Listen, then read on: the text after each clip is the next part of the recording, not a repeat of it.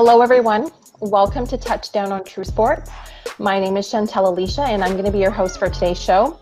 Joining me today are my analysts, Nolan Kangas, Luca Moya, and Stephen Clennon. For those of you that are watching, everyone just please be sure to like and subscribe to our TrueSports content on YouTube. So we've got a really exciting weekend ahead of us, the conference championships. So we're going to give you some insight on what it's going to take for each team to win and, of course, our game predictions. So let's start off with this Sunday.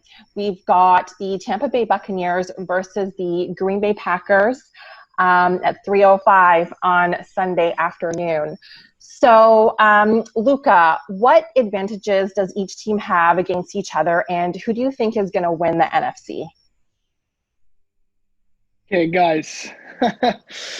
So I'm a bit torn here because my gut is telling me, right, Green Bay all the way. The way they played against the Rams, Davante Adams, he just cannot be stopped. And I think what is the big X factor, which has probably been the X factor in every single game they go to, is get number 17 the ball. And they've been doing that. And I think when you look at this offense, yeah, Brady has all these weapons, but the best player on that field besides the two quarterbacks, I think it's Davante Adams, and they don't have one of those in Tampa. They got a lot of really, really, really good receivers. But Davante Adams right now, guys, it's hard to argue that he's not the best receiver in the game. So I think going into this game, if I'm Tampa, I ain't selling out to stop him because it just can't be done. That's just my opinion. I don't think you got to scheme around to stop him. I think you got to stop the run because 189 yards, guys, on the ground against the Rams, that's the most Aaron Rodgers has ever played behind in his entire career in the postseason. So you give him a run game as well as a passing game, and it opens up the play action in Lambeau. I mean, that's just a recipe for failure right there, and that's exactly what happened.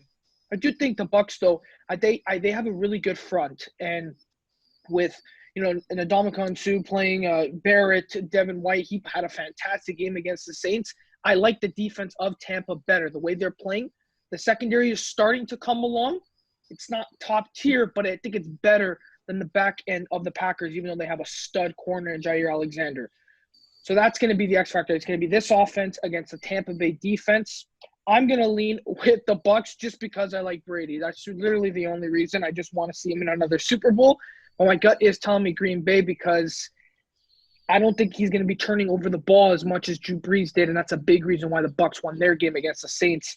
I'm just going to go with the Bucs because I think Brady and the offense can figure it out just to do enough. It's interesting because I believe it was week 6, these teams faced off in Tampa Bay, 38-10 blowout. The Bucs looked phenomenal, more so their defense than their offense, right? Aaron Rodgers had 2 interceptions in that game. I think he threw 3 all year, right? One of those being a pick 6 to Jamel Dean. So for me, look at the advantages. When I look at Green Bay, you mentioned the wide receivers, Aaron Rodgers having an MVP year. I think just simply their offense doesn't play stupid. And what I mean if they know they aren't going to get the yards on the ground, which is going to be really tough against this Tampa Bay team, they're just going to throw the short passes. Look what happened against the Rams. We said, they don't get beat deep. They're a pretty solid team. We know Aaron Donald was, beat up, but that defense kind of shrunk down. And Aaron Rodgers was fine taking the short stuff to Davante Adams, Allen Lazard, Aaron Jones. And then when the short stuff happened, it kind of confused that defense, and then that allowed that deep shot to Allen Lazard, which kind of sealed the game, right? So that's the difference between the two offenses. One, in Matt LaFleur, they know what their strengths are. And when you look at the Bucs, yes, you have Tom Brady, you have all these weapons, but they still like running Leonard Fournette on first and second down, which makes no sense to me. It was really confusing the offense when you could find Brady on those short, routes to whether it be a Godwin, whether it be a Brate, but first and second down, here we go to Leonard Fournette, and it was really predictable. That's the advantage that Green Bay has. They know when to get out and stop running the ball. But when you look at the advantage for the Tampa Bay Buccaneers, their defense is looking really great right now. You look at those corners, Carlton Davis shut down Michael Thomas, and Carlton Davis in this game against Davante Adams in week 6 looked really good as well. He's great against physical wide receivers who like to get off the line of scrimmage and shift you on routes. He's not good against speed receivers. We saw that against Tyreek Hill, but against other guys, he can play really well. For me, I still think I'm going to take the Bucs. I know it's shocking. I know Aaron Rodgers, a first, conference championship game at Lambeau. It's going to be chilly. It's going to be snowy. Brady's playing some of his best football. I know so is Aaron Rodgers. But when it comes down to it, I know that the Buccaneers are going to avoid Jair Alexander on one of the sides, maybe put a banged-up Antonio Brown, maybe put Scotty Miller, or maybe line up Cameron Braid out there and find all their other weapons on the other side away from that dominant corner. I'm going to take the Bucs in a close contest. I know maybe I seem stupid again, picking against the Packers, but I just have faith that it seems like this year is meant to be that the Bucs get to the Super Bowl and become the first team to make it to the Super Bowl and play in their own home stadium. That's big. That would be big if they did that. I was gonna mention that how the game is at Raymond James this year, having Tampa Bay play there, like a home game in the Super Bowl. That would be crazy. But you know what? It's a matchup of number 12 versus number 12. The elder statesman, you got Tom Brady, you got like the younger elder statesman and Aaron Rodgers. Look at these two, 130,000 plus yards combined passing yards in their career, 993 passing touchdowns. Like, this is a quarterback matchup dream you're asking for in this NFC Championship. Let me sit here and focus on Packers first. Rodgers, you haven't had much great history in these NFC Championship appearances. You've had a lot of big losses. But the one thing riding for him this year, like you guys have said, they're getting to play at Lambeau.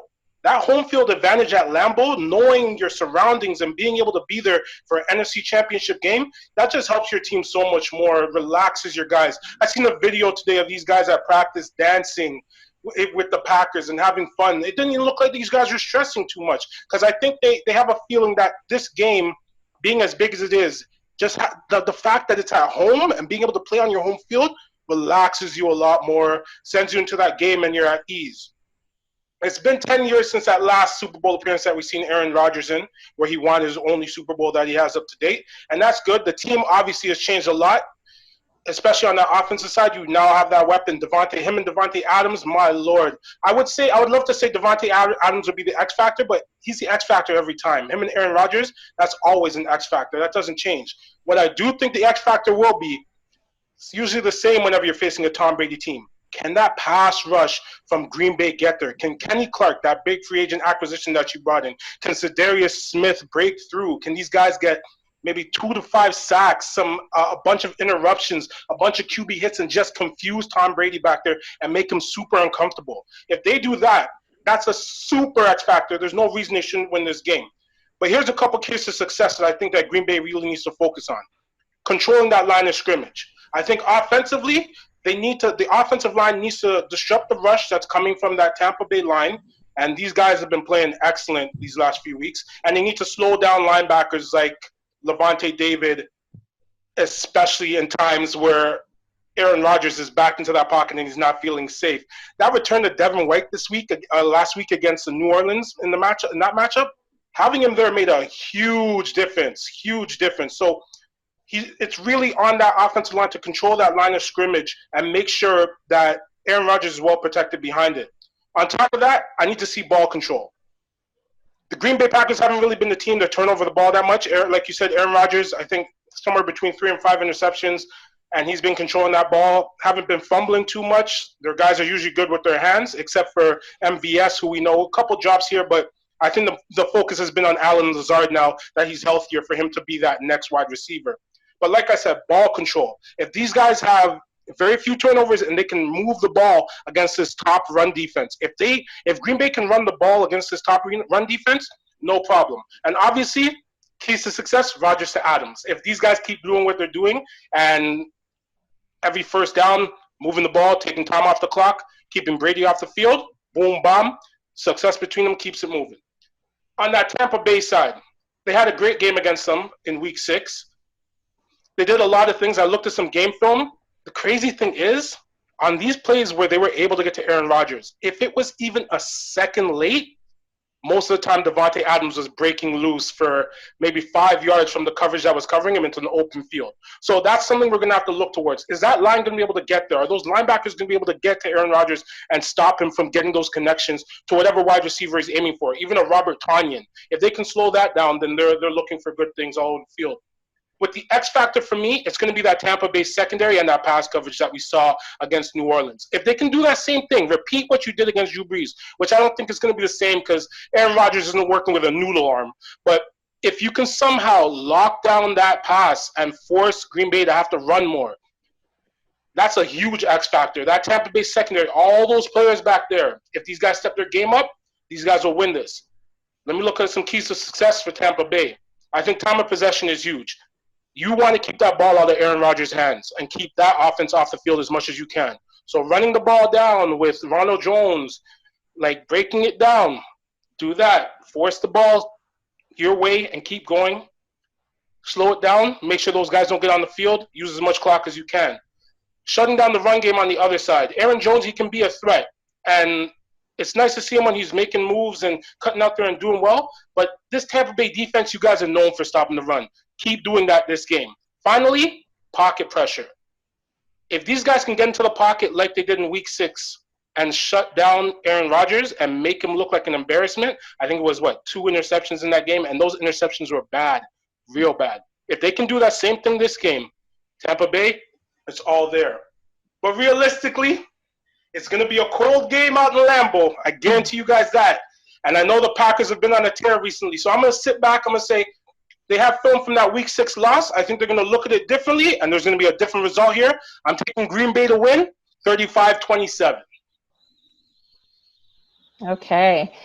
Yeah, this is going to be a very, very close game. I think we all kind of look back to that game back in the fall.